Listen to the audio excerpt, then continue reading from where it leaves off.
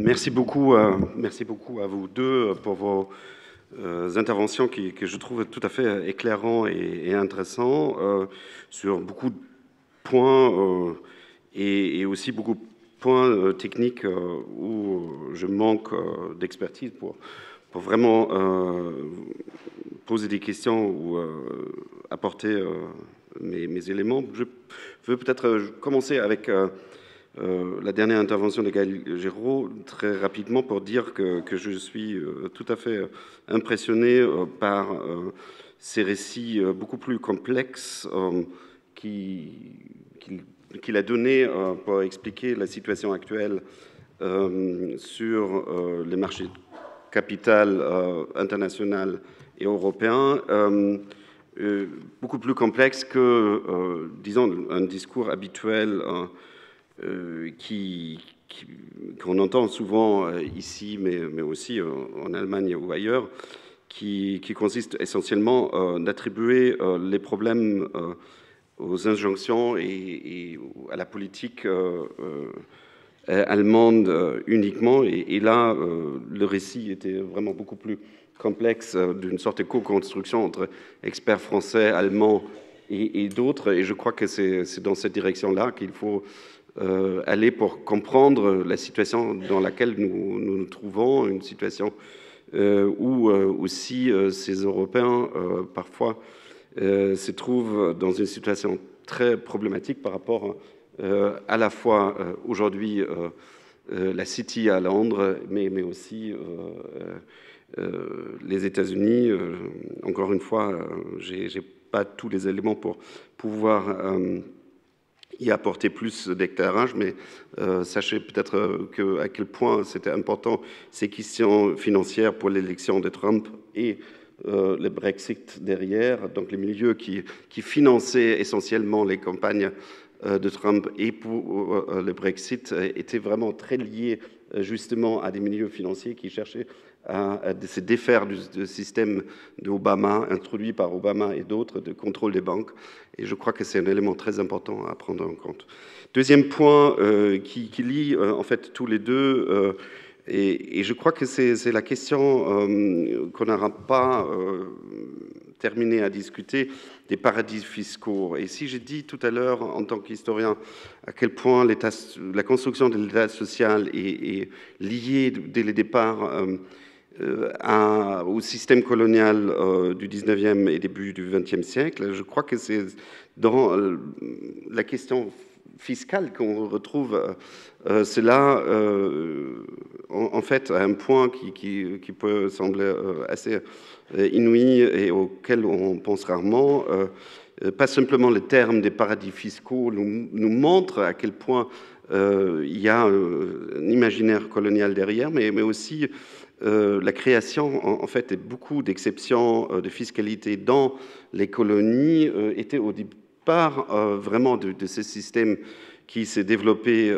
Et quand vous avez vu la carte tout à l'heure, c'est assez flagrant à quel point aujourd'hui encore c'est tributaire donc, de ces périodes que normalement nous semble tout à fait loin d'où. Mais cette conséquence ou des 10 ans de cette histoire longue du système fiscal colonial est assez intéressant quand on regarde les débats aujourd'hui sur la fiscalité à Londres qui se font autour des exceptions qui doivent être donc abolies par l'État britannique. Donc là aussi, un revers de situation entre les anciennes colonies et la métropole qui sont tout à fait fascinants pour moi.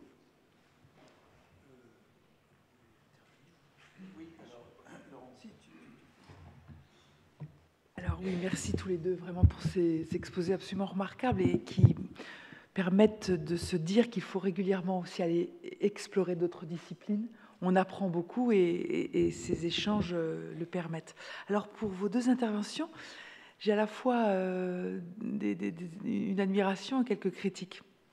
Alors s'agissant de l'intervention d'Alexandre, le point positif que ton intervention a vraiment très très bien mis en évidence, c'est aller au-delà du système institutionnel tel qu'on nous le présente en général, pour montrer toutes les logiques contradictoires, j'y reviens, entre commission et États membres. Et tu as vraiment montré à plusieurs égards comment ce sont les États qui se sont défendus d'imposer les impôts directs. Ton exemple sur les impôts directs a été très, très intéressant. Donc, ton intervention a montré ça.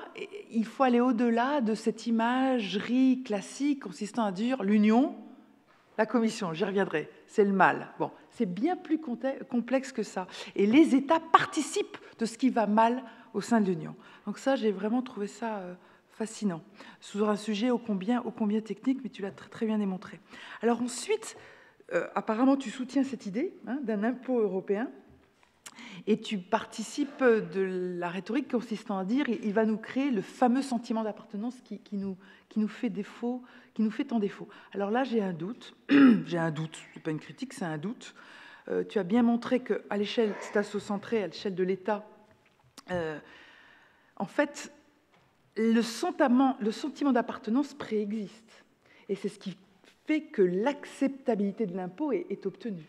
Or là, alors que le sentiment d'appartenance, il fait défaut, comment faire en sorte que l'impôt génère ces sentiments d'appartenance? J'ai un doute. Voilà.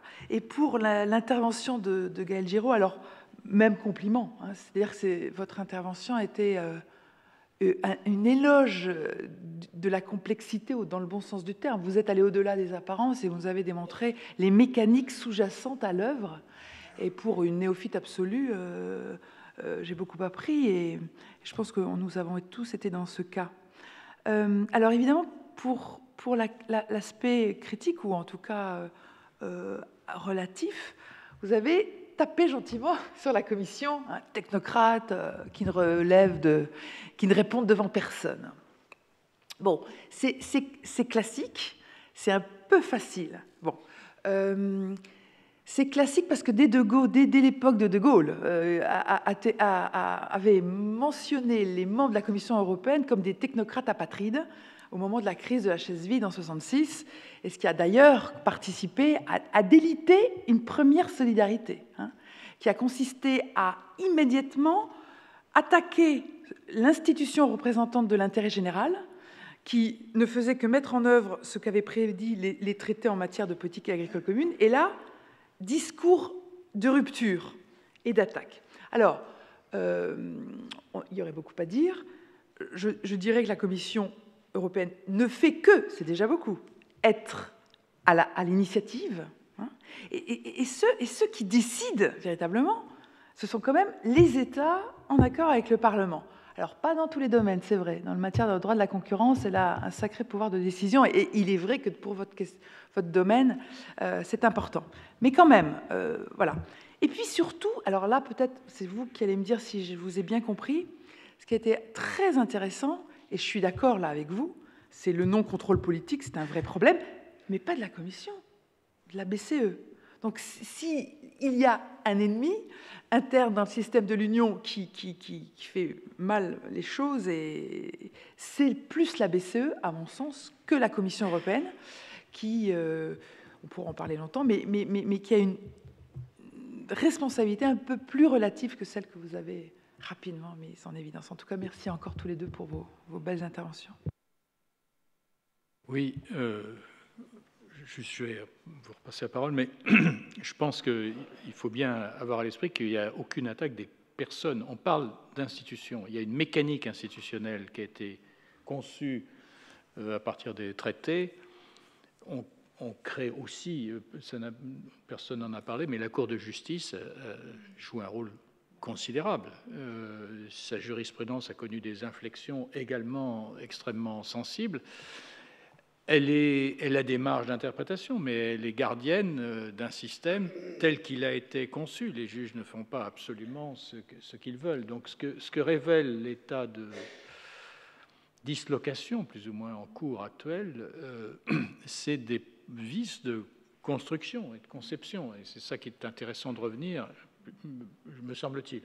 Sur la Commission, on voit réapparaître, sans doute, ça a été dit aussi, il y a toute une thèse d'un, je pense qu'il s'appelle Berroyer, d'un politologue sur le principe de subsidiarité, qui est un très, très beau travail où il remonte à partir de ce principe dans le droit européen jusqu'au droit canon, comme vous suggériez de le faire, en montrant cette même généalogie. Alors c'est très argumenté, très solidement fait. Ce qu'on voit réapparaître, c'est l'idée d'une tension apparemment, entre ce qu'on appelait l'auctoritas et potestas. Bon, il y a celui qui a moi j'ai le glaive, dit le pape Gélas en écrivant à l'empereur. Le pape dit, toi tu as le glaive et le pouvoir, moi j'ai l'autorité. Et l'autorité, elle est fondée quoi? Elle est fondée sur une foi, sur un dogme. Donc là, ces catégories redeviennent opératoires pour analyser. J'ajouterai la catégorie de l'allégeance, parce que cette position en surplomb des institutions européennes qui ont un budget minuscule, on nous l'a dit, au fond, pas tellement de fonctionnaires, mais qui ont un pouvoir d'influence sur les citoyens européens qui est exercé via les États. Bon, dans l'ordre de vos préférences, simplement, vous avez peu de temps pour répondre. On commence peut-être par vous. Oui, alors, sur les paradis fiscaux, je suis tout à fait d'accord avec l'intervention de Jacob sur le fait que, effectivement, beaucoup de paradis fiscaux se trouvent en réalité dans les anciennes colonies. Alors, dans les anciennes colonies de beaucoup de pays colonisateurs, sauf peut-être la France, j'ai été assez étonné de trouver la Nouvelle-Calédonie sur la carte qui a été proposée tout à l'heure, par exemple. En revanche, quand on s'intéresse, le Parlement européen, d'ailleurs, dans le cadre d'une commission PANA, a demandé un certain nombre d'expertises, et j'en ai proposé une pour la France. Ce qui est assez intéressant, c'est de voir les expertises qui ont été consacrées aux anciennes colonies britanniques, néerlandaises. Les premiers paradis fiscaux, en réalité, dans le monde, c'est Amsterdam, c'est Londres. Avec ensuite des possibilités de montage assez intéressants avec ces systèmes. On peut citer les Antilles néerlandaises, par exemple. Il y a également un certain nombre de territoires qui finissent tous par britanniques. Îles Vierges britanniques, par exemple. On a là ici les principaux paradis fiscaux. Sur la question de Laurence et sur la question du sentiment d'appartenance. La question qu'il faut se poser, je ne l'ai pas développée, c'est de savoir pourquoi est-ce que les États refusent de transférer leurs compétences en matière d'impôts directs à l'Union européenne, alors qu'en matière d'impôts indirects, ça ne leur a posé absolument aucune difficulté. Je vous ai parlé tout à l'heure des bases juridiques qui permettaient d'organiser cette harmonisation. L'article 113 pour les impôts indirects, l'article 115 du traité pour la fiscalité directe. Quand on regarde les mécanismes et quand on lit les textes, ce sont pratiquement mot pour mot, il y a quelques petites différences techniques, mais rien de politique, les mêmes textes, avec l'idée d'une unanimité. L'unanimité n'a pas empêché le Royaume-Uni d'accepter un système européen en matière de TVA. L'unanimité fait que le Royaume-Uni, mais d'autres États aussi, s'opposent à toute harmonisation des impôts directs. La France et l'Allemagne passent leur temps à dire « nous voulons laxisme », mais passent leur temps à tout faire pour que ça ne se passe pas. Pourquoi? À cause précisément de la relation qui va unir le contribuable et l'État lorsque l'impôt est un impôt direct. L'impôt direct, c'est celui justement qui est payé directement par le contribuable au trésor public.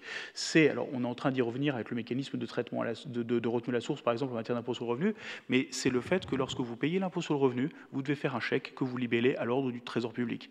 Vous avez ce sentiment douloureux et il est extrêmement important, il contribue au sentiment d'appartenance lorsque vous payez l'impôt. Le bon impôt est un impôt qui est un impôt douloureux parce qu'il manifeste finalement d'une certaine façon l'existence même du contrat social et il permet cette prise de conscience. Et donc les États sont tout à fait d'accord pour qu'il y ait une compétence exercée en commun en matière d'impôt indirect parce que l'impôt n'est pas douloureux, parce que la TVA, parce que le droit d'accise, c'est une partie du prix du produit. Quand vous achetez de l'essence, quand vous achetez de l'alcool, quand vous achetez du tabac, vous ne dites pas, tiens, je vais payer X euros au fabricant, X euros au détaillant, Y euros à tel État, et puis Z euros éventuellement, si on le rendait commun à l'Union européenne. Vous savez qu'un litre d'essence coûte en tout et pour tout une somme donnée, une somme globale. Cet impôt n'est pas douloureux alors qu'il coûte extrêmement cher d'un point de vue économique. Les États, donc, du coup, ne veulent pas, en matière d'impôt direct, transférer la moindre compétence à l'Union, ou plutôt permettre à l'Union d'exercer ses compétences, parce qu'ils sont jaloux de ce lien. Parce que finalement, qu'est-ce qui va distinguer l'État d'une autre collectivité publique? D'une collectivité publique infra-étatique, une collectivité locale, une région, un département, une commune en France, ou d'une collectivité inter- ou supra-étatique, l'Union européenne ou d'autres organisations internationales? Qu'est-ce qui fait qu'on va dire que l'État est souverain et que les autres entités ne le sont pas? C'est précisément ce lien qui va unir l'impôt et le contribuable. Alors pourquoi est-ce que l'impôt peut donner ce sentiment d'appartenance? Précisément parce qu'il est douloureux. L'une des principales lacunes de l'Europe aujourd'hui, alors c'est l'Europe qui protège, et j'aime beaucoup cette idée de l'Europe qui protège, mais c'est une Europe qui confère, Alain Supiot parlait tout à l'heure de la question de la Cour de justice, c'est une Europe qui confère essentiellement des droits. Les libertés de circulation, ce sont essentiellement des droits pour les personnes. Le droit de se déplacer, le droit de ne pas subir de discrimination. Ces libertés sont utilisées par les contribuables pour échapper à l'impôt, pour ne plus payer l'impôt. L'Europe, aujourd'hui, ça n'est pas de devoir. Le sentiment d'appartenance à une collectivité n'appartient pas que parce que cette collectivité va conférer des droits, mais aussi parce que cette collectivité va conférer des devoirs. Cet impôt doit être consenti ensemble. Le fait aussi de le consentir ensemble va contribuer à ce sentiment d'appartenance. Le fait aussi qu'il doit être consenti à l'échelle européenne va également contribuer à la responsabilisation dont on parlait tout à l'heure des autorités européennes, parce qu'elles vont devoir faire cette proposition d'impôt qui devra être acceptée, c'est le principe du consentement de l'impôt, par les contribuables ou par leurs représentants. C'est aussi une forme de responsabilité qui a été appelée de ses voeux par un intervenant tout à l'heure. Je suis tout à fait d'accord avec ces propos. Merci. Si je peux juste rebondir sur cette dernière question, il y a un petit problème de poule et d'œuf tout de même, parce que c'est peut-être parce qu'un certain nombre de collectifs vivent quelque chose comme un sentiment d'appartenance qu'ils sont prêts à consentir à payer l'impôt. Est-ce que c'est le consentement à l'impôt qui crée la confiance ou la confiance qui rend possible le paiement de l'impôt? Il y a une vraie question, me semble-t-il. On pourrait poser la même question sur pourquoi les Français partent-ils à fleur au fusil en 1914 pour se faire tuer? Est-ce que c'est ça qui crée le sentiment patriotique, ou est-ce que c'est parce qu'il y a un sentiment patriotique déjà qui précède en fait ça, que ça rend possible le sacrifice exorbitant qu'a payé cette génération? Moi, il me semble que ce qui fait défaut et ce qui rendrait possible le paiement de cet impôt, c'est un vrai projet politique pour l'Europe. Et Alain y a fait allusion tout à l'heure. Nous, ou je crois que c'était Laurence, je ne sais plus, nous sommes, alors j'ai cette expression, quelquefois nous sommes en véritable panne eschatologique au sein de l'Europe. Il n'y a plus de projet politique positif qui donne un sens à l'horizon et qui explique pourquoi, de génération en génération, nous voulons porter ce vivre ensemble européen et le transmettre à d'autres. J'ai la conviction que la question de la transition écologique transition écologique et sociale, peut être ce projet qui nous manque. Je reviens juste sur la question qui m'est posée par Laurent sur la Commission européenne. Il est très vraisemblable que je sois déformé par le point de vue très économique que j'ai sur la question. Et c'est vrai que le dogmatisme incroyable de la Commission européenne sur la question de la concurrence est extrêmement lourd à porter pour les économistes. Juste un petit exemple. La question de la transition énergétique, et dont le premier chapitre est, tout le monde est d'accord là-dessus, la rénovation thermique des bâtiments. Nous pouvons la faire en France. J'ai participé à une équipe qui a fait les calculs pour voir combien ça coûterait, etc. Un certain nombre de banques sont prêtes à financer à condition que l'État donne sa garantie publique, ce qui ne pèse pas sur la dette publique française. Quel est l'obstacle? Alors d'abord, le refus de l'État français de donner la garantie publique. Là, il y a une décision politique. Mais il y a un autre obstacle qui est la DG Concurrence qui dit « Ah, attention, si vous commencez à financer de manière volontariste la rénovation thermique des bâtiments, vous pratiquez une distorsion de concurrence parce que vous allez favoriser un secteur. » Même discours, lorsque je suis allé discuter avec eux, et là non plus il n'y a rien de personnel, c'est un ami, Benoît Cœuré, qui est au bord de la Banque Centrale Européenne, à qui je disais, mais plutôt que de racheter, vous avez peut-être vu dans mes graphes, n'importe quel, ce qu'on appelle, excusez-moi pour l'anglais, des asset-backed securities, c'est-à-dire n'importe quel actif titrisé de la part des banques, la Banque Centrale Européenne pourrait dire, moi je rachète uniquement des actifs, donc des titres de créance qui correspondent à des crédits verts, qui vont financer des investissements verts. Ça, ce serait une manière intelligente d'utiliser le pouvoir de création monétaire de la Banque Centrale Européenne qui financerait, qui inciterait les banques privées à financer du vert. Comme les banques privées continueraient de toucher une petite commission dessus, elles seraient contentes et tout le monde s'en trouverait bien. Et mon ami Benoît Cœuré me répond, le discours qu'on entend à la Commission, qui est « Mais Gaël, moi je fais une politique monétaire universelle et je n'ai pas pour mandat de privilégier tel ou tel secteur. » Comme si la question de la décarbonation de nos économies était un problème sectoriel et non pas un problème transversal qui concerne tous les aspects de notre existence. Alors là, pour en revenir à la Commission européenne, celle-ci est aujourd'hui l'obstacle majeur à la mise en œuvre de cette étude politique, et je ne peux que regretter qu'on lui ait donné autant de pouvoir, et notamment le pouvoir d'initiative législative. C'est dans ce contexte-là que je prends cette position. Alors ensuite, que ce soit discuté par les États, c'est vrai, mais là aussi j'ai une grande question, mais je m'adresse à vous, juristes, j'outrepasse complètement mes compétences, qui est le fait que les débats au Conseil de l'Europe soient à huis clos, n'est-il pas quand même quelque chose d'extrêmement problématique pour le débat démocratique ? Ne devrait-on pas essayer de rendre publiques les minutes de ces discussions-là? Alors j'entends bien qu'il y a un certain nombre de secrets défense qu'on ne doit pas pouvoir révéler, c'est l'argument classique qu'on m'oppose, mais ça m'intéresserait d'avoir votre avis de juriste là-dessus.